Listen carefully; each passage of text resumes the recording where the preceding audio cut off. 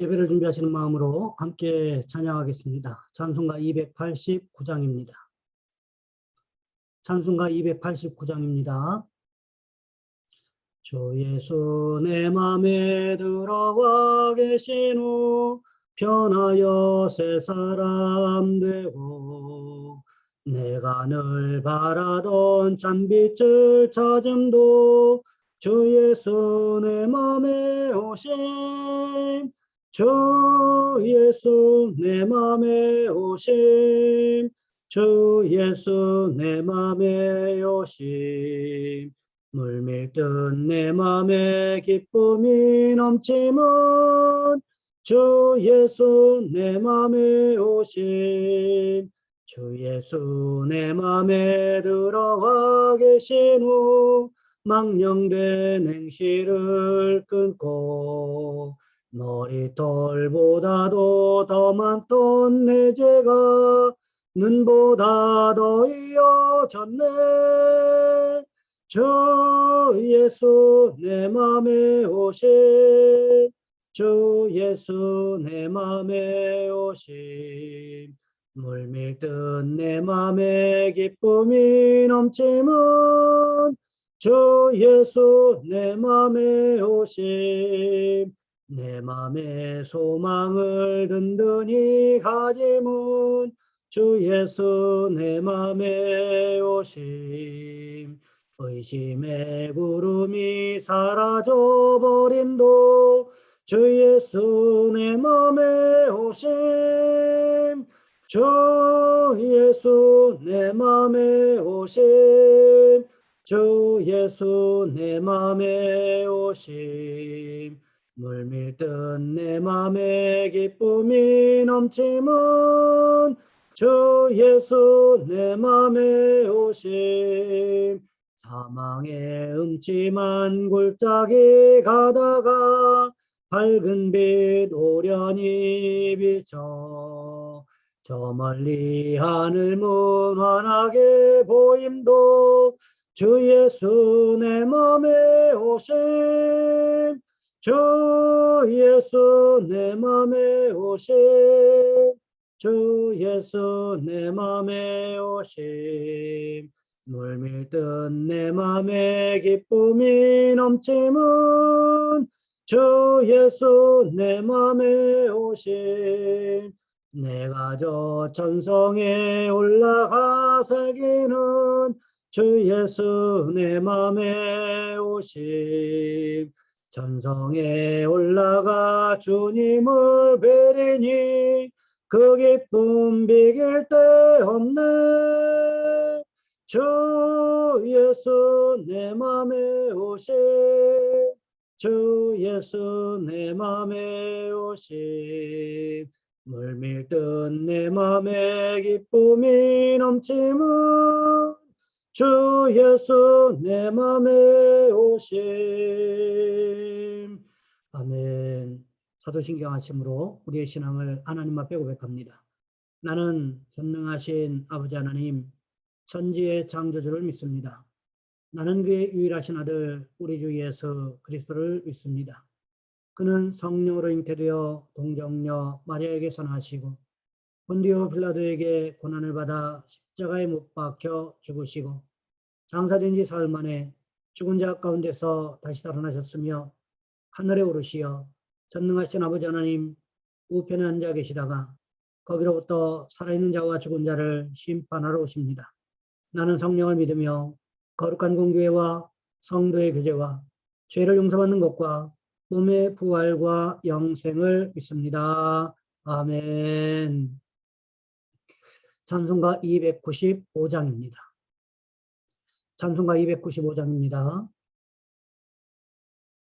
큰 죄에 빠진 나를 주 예수 건지사 그 넓은 품에 다시 품으시는 예는 저 바다보다 깊고 저 하늘보다 높다 그 사랑 영원토록 나 찬송하리라 날로 더욱 귀하다. 날로 더욱 귀하다. 한이 없이 넓은 우리 주의 사랑. 날로 더욱 귀하다. 옛날에 유대 땅에 주 예수 다닐 때 그 은혜 받으려고 큰 무리 모였네. 눈 먼 자 병든 자를 다 고쳐주셨으니 나 같은 죄인까지 그 은혜 받도다. 날로 더욱 귀하다. 날로 더욱 귀하다. 한이 없이 넓은 우리 주의 사랑. 날로 더욱 귀하다. 주 크신 사랑으로 만 백성 위하여 그 십자가의 고난 다 받으셨으니 그 속죄 받은 성도 큰 소리 함께 높여 온 천지 울리도록 주 찬송하리라. 날로 더욱 귀하다. 날로 더욱 귀하다. 한이 없이 넓은 우리 주의 사랑. 날로 더욱 귀하다. 아멘. 오늘 말씀 역대하 30장에서 보겠습니다. 역대하 30장 23절로 27절까지 말씀입니다. 제가 가진 성경은 구약성경 698쪽에 있습니다. 제가 봉독해 드립니다. 온 회중이 다시 7일을 지키기로 결의하고 이에 또 7일을 즐겁게 지켰더라. 유다 왕 히스기야가 수송아지 1000마리와 양 7000마리를 회중에게 주었고 방백들은 수송아지 1000마리와 양 10,000마리를 회중에게 주었으며 자신들을 성결하게 한 제사장들도 많았더라. 유다 온 회중과 제사장들과 레위 사람들과 이스라엘에서 온 모든 회중과 이스라엘 땅에서 나온 나그네들과 유다에 사는 나그네들이 다 즐거워하였으므로 예루살렘에 큰 기쁨이 있었으니 이스라엘 왕 다윗의 아들 솔로몬 때로부터 이러한 기쁨이 예루살렘에 없었더라. 그때에 제사장들과 레위 사람들이 일어나서 백성을 위하여 축복하였으니 그 소리가 하늘에 들리고 그 기도가 여호와의 거룩한 저소 하늘에 이르렀더라. 아멘. 오늘 본문의 말씀을 가지고 기쁨으로 드리는 예배라는 제목으로 함께 말씀을 살펴보겠습니다. 이용규 선교사님께서 지으신 내려놓음이라는 책에 보면 이런 이야기가 있습니다. 몽골 어느 교회에서 예배를 드리고 있는데 벌러르라고 하는 자매가 땀으로 뒤범벅이 되어서 예배 시간에 교회로 뛰어 들어오더라는 거지요. 이 자매는 몇 시간 전에 이제 예배 몇 시간 전에 소를 잃어버려 가지고 찾으러 뛰어나갔었습니다. 그런데 예배 시간이 임박하니까 소를 찾는 것을 그냥 내버려 두고 말씀을 들으려고 들판을 가로질러 달려왔던 것입니다. 몽골에서의 소는 삶의 기반이요 재산 목록 1호라고 이야기합니다. 소 한 마리가 보통 한 사람의 1년치 월급과도 같다고 이야기합니다. 이 자매는 예수 믿은 지 몇 달밖에 되지 않았는데 예배의 중요성을 깨닫고는 소를 포기하고 소를 찾는 것을 포기하고 교회로 달려온 것입니다. 그런데 놀라운 사실은 예배가 끝나자마자 예배당 밖에서 소 울음소리가 들려오는 것입니다. 잃어버렸던 소들이 예배당을 찾아서 온 것입니다. 소를 잃어버렸을 때 소를 찾는 기쁨을 포기하고 예배의 기쁨을 선택했는데 하나님께서 예배의 기쁨과 소를 찾는 기쁨을 모두 얻게 하셨다는 거죠. 무엇이 중요한 것인지를 깨달은 자매라고 말할 수 있을 것입니다. 히스기야가 6월절을 지키려고 했는데 준비가 완전하게 되지 않았다는 거죠. 그래서 어떻게 했습니까? 율법에 의거해서 한 달을 뒤로 미뤄서 2월 14일에 6월절 예배를 드리기 시작했습니다. 그런데 문제가 생겼습니다. 북왕국 이스라엘에서 온 사람들, 즉 에브라임과 므낫세, 이사갈과 스불론에서 왔던 많은 사람들이 유월절 예배를 어떻게 드려야 되는지를 모르는 것이었습니다. 그도 그럴 것이 르호보암 때에 남왕국 유다와 북왕국 이스라엘로 분열된 이후에 유월절을 경험해 본 사람이 없었습니다. 왜 그랬습니까? 여로보암이 북왕국 이스라엘의 왕이 되면서 단과 베델의 황금 송아지 상을 세워놓고는 그것이 여기까지 우리를 인도한 하나님이라고 가르치면서 예루살렘에 가지 말고 여기서 하나님을 섬기라고 가르쳤다라는 거죠. 그러니 유월절을 경험해 본 적도 없고 유월절을 어떻게 지켜야 될지도 모르니 너무나도 자연스럽게 유월절 규례를 어길 수밖에 없었다라는 거죠. 그래서 히스기야가 어떻게 했습니까? 그들을 위해서 간절한 마음으로 하나님 앞에 기도했더니 하나님께서 그들을 용서하셨고 그들을 회복시켜 주셨다는 것입니다. 그래서 어떻게 했습니까? 일주일 동안 아주 풍성하게 하나님을 찬양하며 하나님 앞에 영광을 돌려드리며 예배를 드렸습니다. 남왕국 유다와 북왕국 이스라엘 백성들이 함께 모여서 하나님 앞에 감사 예배를 드렸음을 말하고 있습니다.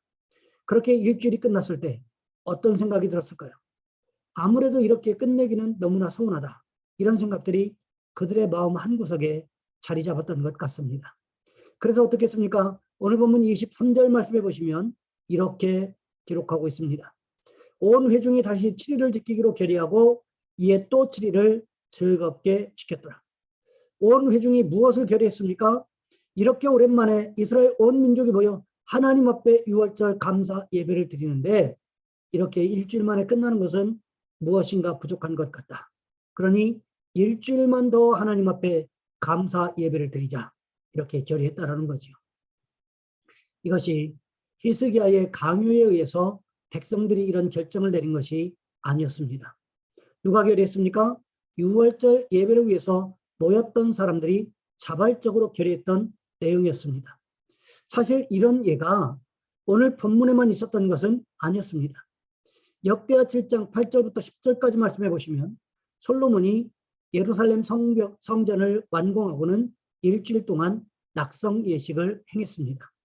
그 후에 무슨 일이 있었습니까? 성전 낙성식 이후에 일주일 동안의 장막절을 지킴으로 인해서 2주간의 절기를 지켰다라는 기록이 성경에 있습니다. 솔로몬이 2주간의 절기를 지킨 결과가 무엇이었습니까?